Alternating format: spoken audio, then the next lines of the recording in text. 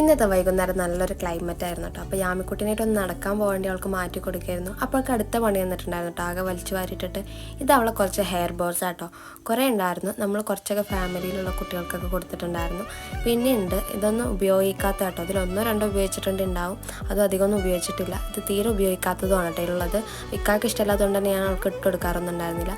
അപ്പോൾ ചോദിക്കണം പറയണത് തെറ്റാണെങ്കിൽ ക്ഷമിക്കുക. അപ്പോൾ അത് ആർക്കെങ്കിലും വേണമെന്നുണ്ടെങ്കിൽ എന്നെയായിട്ട് കോൺടാക്ട് ചെയ്യുക കേട്ടോ. വാട്സാപ്പിലാണെങ്കിലും ഇൻസ്റ്റാഗ്രാമിലാണെങ്കിലും അതുപോലെ യൂട്യൂബിലൊക്കെ ആണെങ്കിൽ കോൺടാക്ട് ചെയ്യാൻ ഞാൻ കൊറിയറായിട്ട് അയച്ചുതരാം. അപ്പോൾ ഇന്നത്തെ നമ്മളെ യാത്ര എങ്ങോട്ടാ വെച്ചാൽ നമ്മളവിടെ ഒരു കുഞ്ഞ് ബേബി ഉണ്ടായിരുന്നു കേട്ടോ. നമ്മളപ്പോൾ മോളും ഉണ്ടെന്ന് അങ്ങനെ നമ്മൾ ഈ വീട്ടിലുള്ളൊരു കുഞ്ഞ് ബേബിനെ ആയിട്ട് കാണാൻ പോകുന്നു. അങ്ങനെ ബേബിനൊക്കെ കണ്ട് തിരിച്ചു പോകുന്നു. പിന്നെ നമ്മൾ പശു കേന്ദ്രത്തിൽ കട പോയിട്ടുണ്ടായിരുന്നത്. ഒരുപാട് പശുക്കളുണ്ട്, പക്ഷെ ഇന്ന് കുറച്ചായിട്ട് തോന്നി കേട്ടോ. അങ്ങനെ അതിനൊക്കെ കണ്ടു. പിന്നെ ഈ കാണുന്ന പൂവ് എന്തിൻ്റെയെന്ന് അറിയില്ല, കാണാൻ നല്ല ഭംഗിയുണ്ട് കേട്ടോ. ആ കാണുന്നതാട്ടോ നമ്മളോടുള്ള മിൽമ ഫാക്ടറി തോന്നുന്നു. അപ്പോൾ കുറച്ച് വെളിച്ചവും വായുവൊക്കെ കൊണ്ട് നമ്മൾ പിന്നെ യാമിനെ കൂട്ടിലടക്കാൻ പോവാണ്. അപ്പോൾ അടുത്ത വീഡിയോ ആയിട്ട് കാണാം. അപ്പോൾ ഓക്കെ, ബൈ.